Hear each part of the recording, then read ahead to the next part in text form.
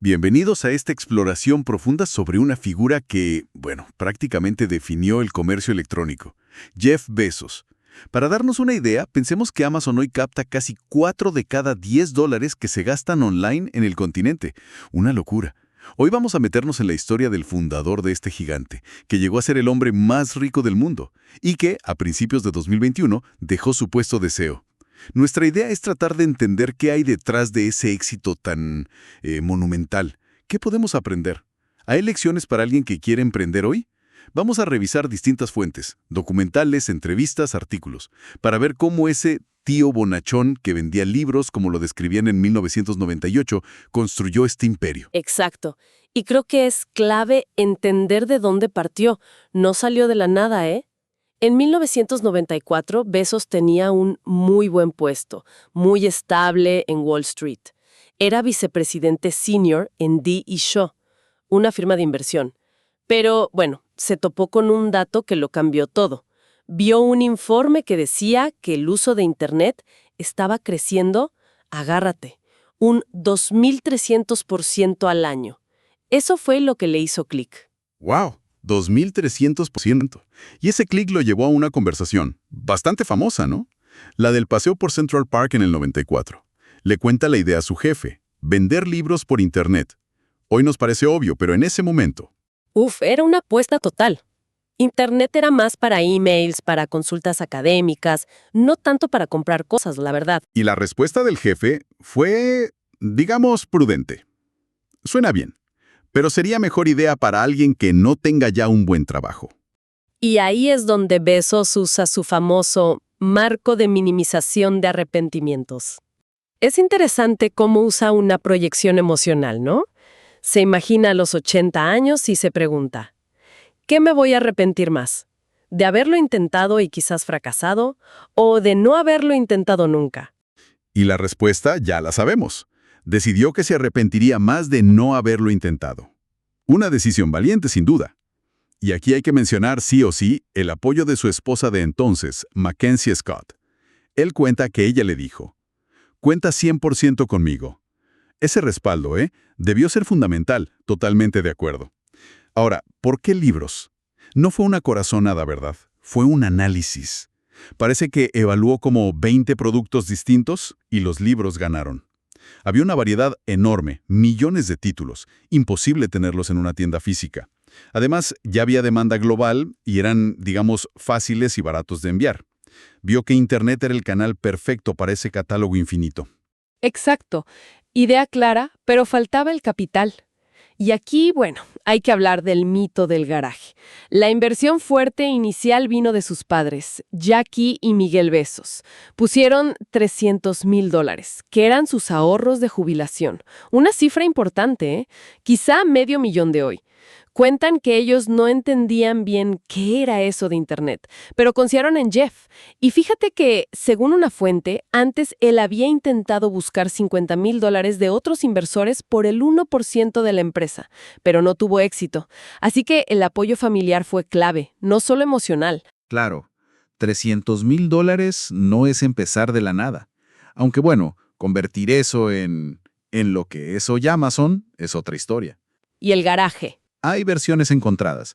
Algunos dicen que la foto famosa es más bien de las primeras oficinas, un poco desordenadas, pero no un garaje humilde. Otras fuentes sí mencionan un garaje en una casa alquilada en Seattle como el primer lugar de operaciones. Lo que sí es cierto es que no fue el típico mito romántico del garaje sin un peso. Entendido. Y la mudanza a Seattle sí fue estratégica, ¿no? Totalmente. Dejaron Nueva York, cruzaron el país. Dicen que Mackenzie manejaba y Jeff iba escribiendo el plan de negocios en el auto. Eligieron Seattle por varias razones. Estaba cerca de Ingram, un distribuidor de libros gigante, había un ecosistema tecnológico creciendo con Microsoft ahí y era más barato que Silicon Valley. Luego vino el nombre, Cadabra. Sonaba medio raro, ¿no? Como a cadáver. La dirección hoy te lleva a Amazon. Curioso. Al final se quedó con Amazon. Por el río Amazonas, el más grande del mundo, como símbolo de la librería más grande. Y, detalle práctico, la A le daba ventaja en los directorios web de la época, que iban por orden alfabético. Astuto hasta en eso. Lanzaron en julio del 95. La web era súper básica, fondo gris, enlaces azules, pero el crecimiento fue impresionante. En 2 meses ya vendían en 45 países y facturaban unos $20,000 a la semana. 20,000 a la semana en 2 meses. ¿Y cómo manejaban eso sin tener millones de libros guardados? Con un modelo inicial muy inteligente, just in time o venta bajo demanda. O sea, Amazon no compraba el libro hasta que el cliente lo pedía. Ahí se lo pedían al mayorista y si el mayorista no lo tenía, lo compraban ellos mismos en una librería física para enviarlo. Así podían ofrecer un catálogo inmenso sin tener el costo y el riesgo del inventario. Increíble. ¿Y el primer libro vendido? ¿Se sabe? Sí, como dato curioso, Fluid Concepts and Creative Analogies. Muy bien. Ese modelo inicial fue clave para arrancar. Pero está claro que la visión de Bezos iba mucho más allá. Hablemos de sus filosofías clave. La visión a largo plazo, por ejemplo. Ese es fundamental, quizá la más importante. Desde el día 1 estuvo dispuesto a sacrificar ganancias a corto plazo. Todo era para crecer, para ganar cuota de mercado y, sobre todo, para construir la lealtad del cliente. Y esto, ojo, no siempre cayó bien. Claro. Está la famosa historia del estudio de Harvard en 1997.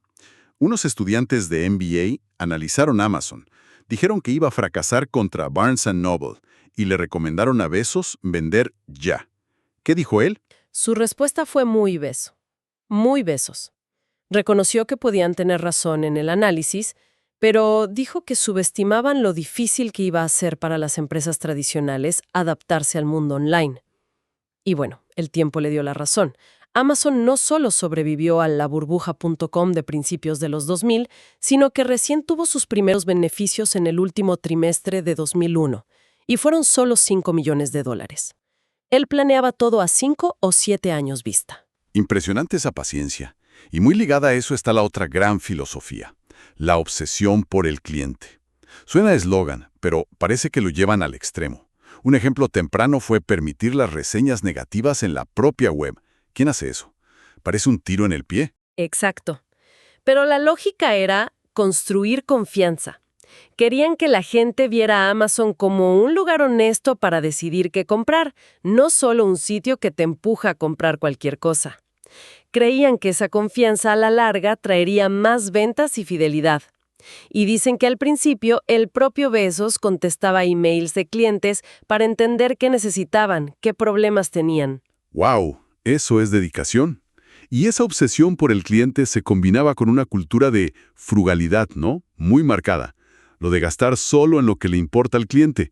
El ejemplo clásico son los escritorios hechos con puertas viejas para ahorrar. Oficinas súper sencillas, incluso cuando ya eran millonarios. Sí, totalmente. Y esa frugalidad no era solo por ahorrar, era un enfoque. Se traducía también en buscar estructuras simples, equipos pequeños, los famosos equipos de 2 pizzas, ¿no? Que se pudieran alimentar con 2 pizzas.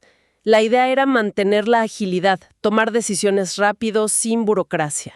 Y el dinero que ahorraban lo reinvertían en bajar precios, en tener más productos, en mejorar los envíos.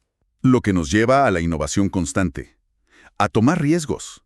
Hay una frase que usan mucho: el conformismo no está en nuestro ADN.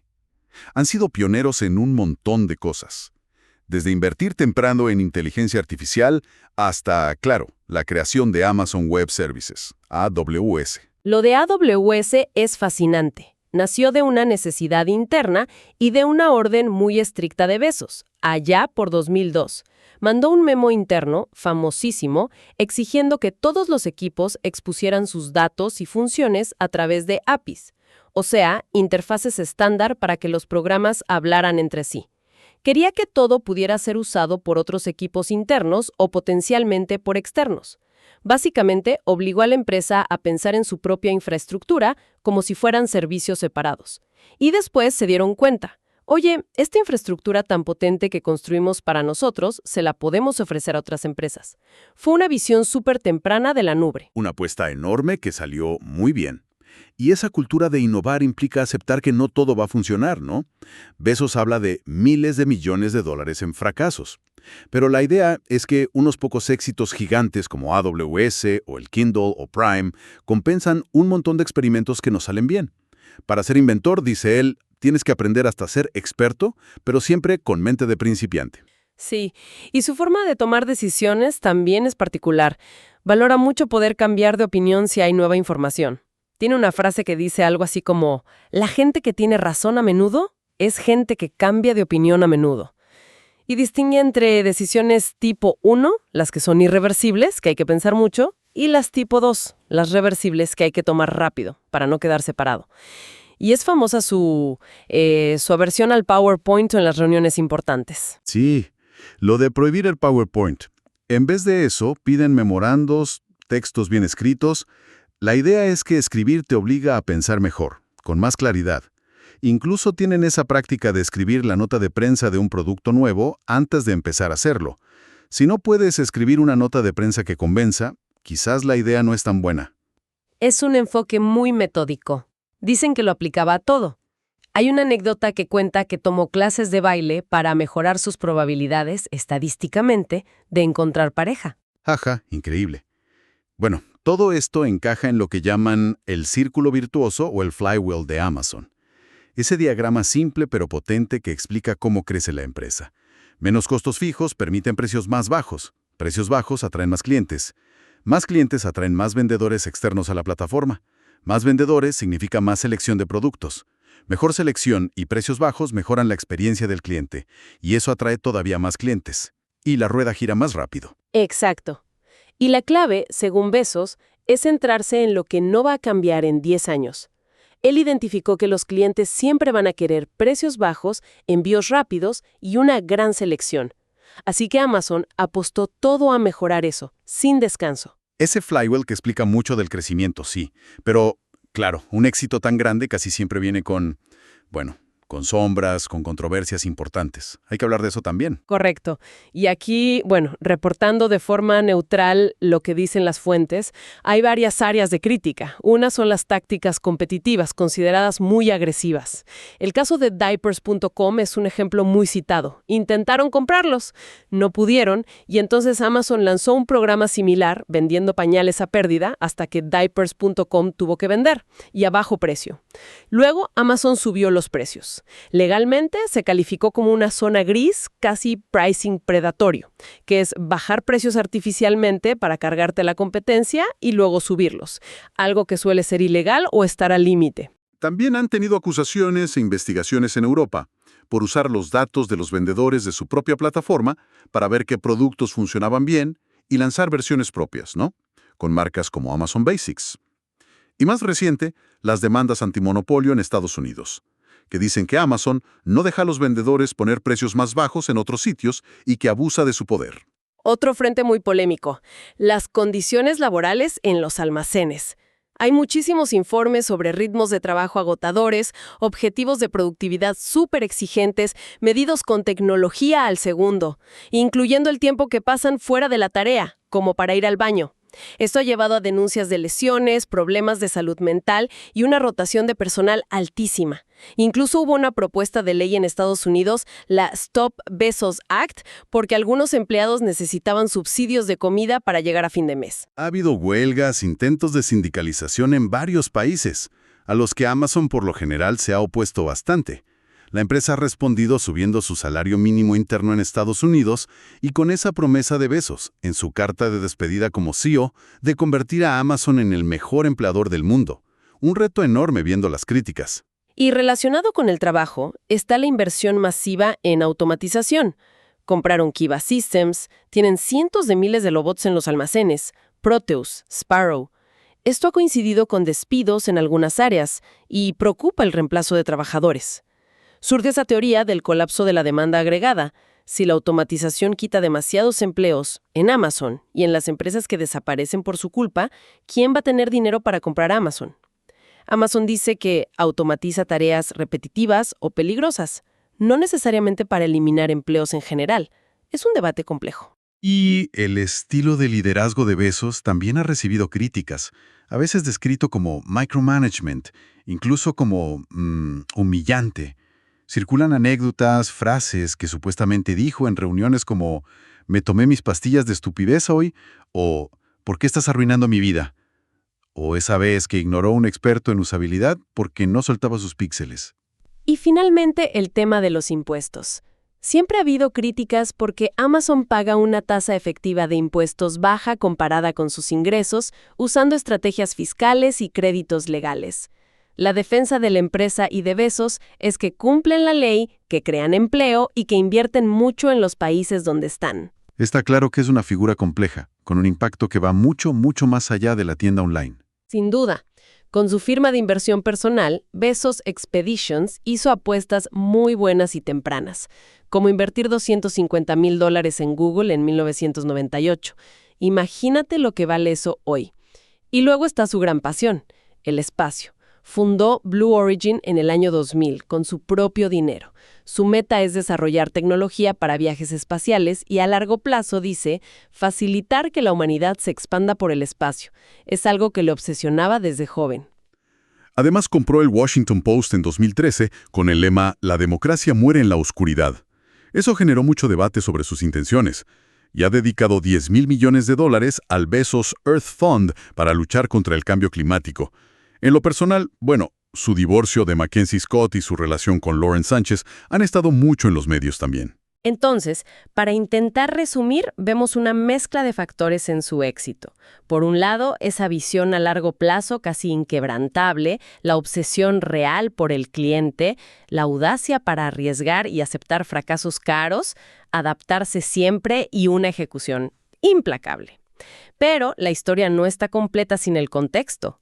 El momento justo con el boom de Internet, ese capital inicial familiar importante y, bueno, las tácticas competitivas y las condiciones laborales que han generado tanta controversia son parte del cuadro completo. Entonces, para alguien que emprende hoy, ¿qué se puede llevar de todo esto? No se trata de copiar la fórmula porque el contexto de Bezos fue único, no. Quizás es más entender esos principios, la visión a largo plazo, el foco en el cliente, la valentía para experimentar, y pensar críticamente cómo aplicarlos, o no, a tu propia realidad, a tus valores, a tu proyecto. Justo eso. Volviendo a la idea del marco de minimización de arrepentimientos o a la frase de Bezos. Al final, somos nuestras elecciones. Y esto nos deja quizás con una pregunta final, para pensar, que va más allá del dinero. Viendo la trayectoria completa de Bezos con sus luces y sus sombras, ¿cómo define cada uno el éxito en su propio camino? ¿Qué elecciones te permitirían construir una historia de la que sentirte en paz a los 80 años, equilibrando esa ambición necesaria con el impacto que generas a tu alrededor? Una pregunta abierta, creo.